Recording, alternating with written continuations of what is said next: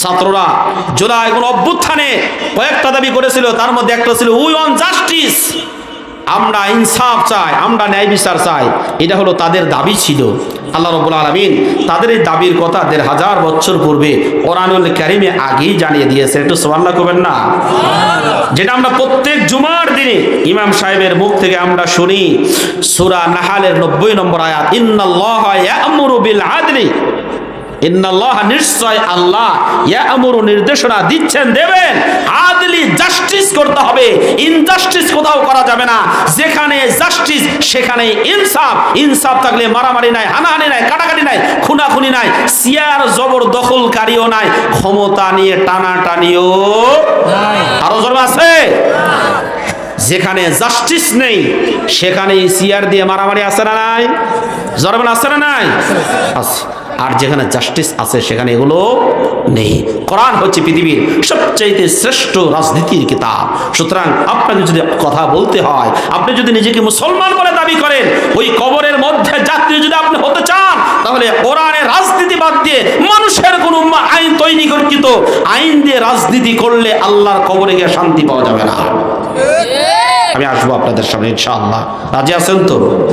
আমার কথাগুলো খারাপ লাগছে না? খারাপ লাগবে, খারাপ লাগবে। এই আয়াত পড়লেই খারাপ লাগবে। আল্লাহ রাব্বুল আলামিন বলেন, ওয়া ইযা ক্বিলা লাহুম তাআলাউ ইলা মা আনজালাল্লাহু ওয়া ইলার রাসূলি রাআইতাল মুনাফিকিনা ইয়াসুদ্দুনা আনকা সুদুদা। আল্লাহর কোরআন সূরা নিসা ৯ নম্বর রুকু ৫ নম্বর পরে ৭ নম্বর পৃষ্ঠার প্রথম নম্বর লাইনের ৬১ নম্বর আয়াতের মধ্যে জানিয়ে দিলেন, ও দুনিয়াবাসী ভালোমতো মনে রাখবে, ওয়াইদা আর যখন ক্বিলা লাহুম তাদেরকে বলা হয়, ডাকা হয়, তাআলাও এসো, তোমরা এসো, ইলা মা আনজালাল্লাহ আল্লাহ যা অবতীর্ণ করেছেন, ওয়া ইলার রাসূলি এবং রাসূলের প্রতি যা অবতীর্ণ করেছেন, ইলা মা আনজালাল্লাহু ওয়া ইলার রাসূলি আল্লাহ যা অবতীর্ণ করেছেন এবং রাসূল যা নিয়ে এসেছেন, আল্লাহর আনিত বিধান তথা কোরআন, রাসূলের আনিত সুন্নাহ, এই সুন্নাহ দিয়ে তোমার জীবনটাকে ঢেলে সাজাও, তোমার পরিবারটাকে ঢেলে সাজাও, তোমার সমাজটাকে ঢেলে সাজাও, তোমার রাষ্ট্রটাকে ঢেলে সাজাও, তোমার অর্থনৈতিক জীবনটাকে পরিপূর্ণ করো, তোমার রাজনৈতিক জীবনটাকে কোরআনুল কারীমের আইন দ্বারা ঢেলে সাজাও। এই কথাগুলো যখন তাদেরকে বলা হয়, আপনারা খেয়াল করেন, এদিকে খেয়াল করেন, রাআইতাল মুনাফিকিনা ইয়াসুদ্দুনা আনকা সুদুদা। ও নবী, রাআইতা মানে নবী তুমি দেখবে, আল মুনাফিকিনা মুনাফিকদেরকে। কাদেরকে? মুনাফিক। জোরে বলেন কাদেরকে? মুনাফিক। এরা বাস করে চতুর্থ আসমানে, এরা বাংলাদেশে বাস করে না, এরা সবাই চতুর্থ আসমানে আছে। জোরে বলেন কোথায় আছে এরা? চতুর্থ আসমানে। মুনাফিক আমাদের মাঝেই আছে, কথা কয় না? জোরে বলেন আছে না নাই? এই কথা কয় না। মুনাফিক কি এটা অন্য জাতি না মানুষ জাতি? জোরে বলেন কোন জাতি? আল্লাহ নিজে বলছেন, রাআইতাল মুনাফিকিনা, হে নবী আপনি মুনাফিকদেরকে দেখবেন, কি ইয়াসুদ্দুনা আনকা সুদুদা, আপনাকে এই কথাগুলো বলতে দেবে না তারা, এই কথাগুলো বাধা তারা দেবে। এ মুসলমান আপনাদের ভালো মতো মনে রাখতে হবে, বাংলাদেশে 15টি বছর পর্যন্ত কোরআনের কথা বলতে গিয়ে বহু মঞ্চ থেকে বিতাড়িত হয়েছি, অনেকবার অনেক আলেম রিমান্ডে যেতে হয়েছে, তারা কোরআনের কথা বলতে গিয়ে কথা বলতে দেয় নাই। কিন্তু 5ই আগস্ট যাওয়ার পরেও আমরা বাংলার জমিনে দেখি কিছু কিছু মানুষ কোরআনের কথা বললে তারাও বাধা দেয়, আছে না নাই? আছে। কোরআনের পরিভাষায় এরাই হলো মুনাফিক। কথা কন, আরো জোরে বলেন ঠিক না বে ঠিক? আমি আপনাকে বলছি, be careful about your life.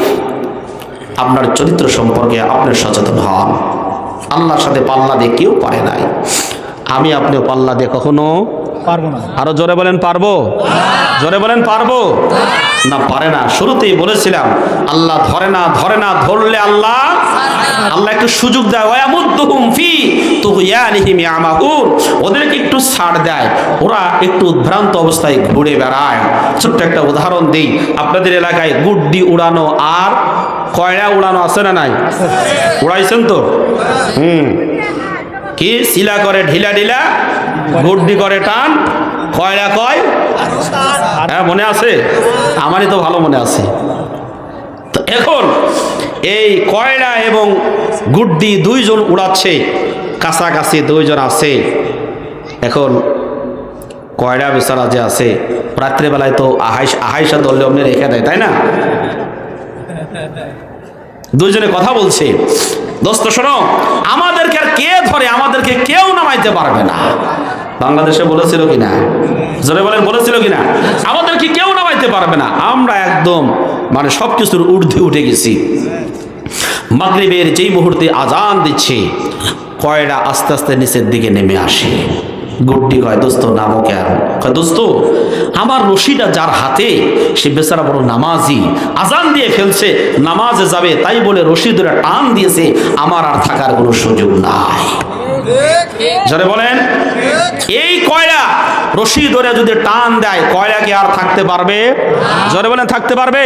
সুতরাং কয়লার আস্ফালন, অহংকার, এগুলোকে আসলে কাজে লাগবে? কোনোই কাজে লাগবে না, কারণ এদের রশিটা হলো মূল মালিকের হাতে। ঠিক আমাদের প্রত্যেকের মূল মালিক হলেন আল্লাহ, সেই আল্লাহর হাতে হলেন আমাদের রশি। তিনি যখন আমাদের টান দিবেন, আত্মহংকার করে লাভ হবে না। যারা বলেছিল 10 দিন আগে পৃথিবীর এমন কোনো শক্তি নাই যেই শক্তি আমাদেরকে চেয়ার থেকে নামাইতে পারে, এই জালিমগুলো, রক্তক্ষেকো, মানুষ হত্যাকারী, ছোট্ট ছোট্ট বাচ্চাদের আন্দোলনের কারণে বাংলাদেশ না সারা পৃথিবীতে 2 জন মানুষ পিছনে দরজাটা পালিয়েছে। এই আত্মহংকারী ব্যক্তি ছোট্ট ছোট্ট বাচ্চাদের নারায়ে তাকবীরের ধ্বনির কারণে পিছনে দরজাটা পালাইতে বাধ্য হয়েছে। আল্লাহ আছে। এই জন্য আমি তাদেরকেও গালি দিচ্ছি না। অনেকে বলবেন, হুজুর তাদেরকে গালি দিয়ে লাভটা কি? তারা তো আমাদেরই ভাই। ঠিক আছে, আমাদেরই ভাই, ভুলটা বুঝে সংশোধন হয়ে ফিরে আসো। তবে এতটুকু বলবো, ফিরআউনের কাহিনী আল্লাহ কোরআনের মধ্যে এমনি এমনি তুলে দেয় নাই। কথা কোন ঠিক না? ঠিক। আবু লাহাবের কাহিনী, আবু লাহাবের নামে একটা সূরা নাযিল করেছে। নমরুদের আলোচনা বিশালভাবে আছে।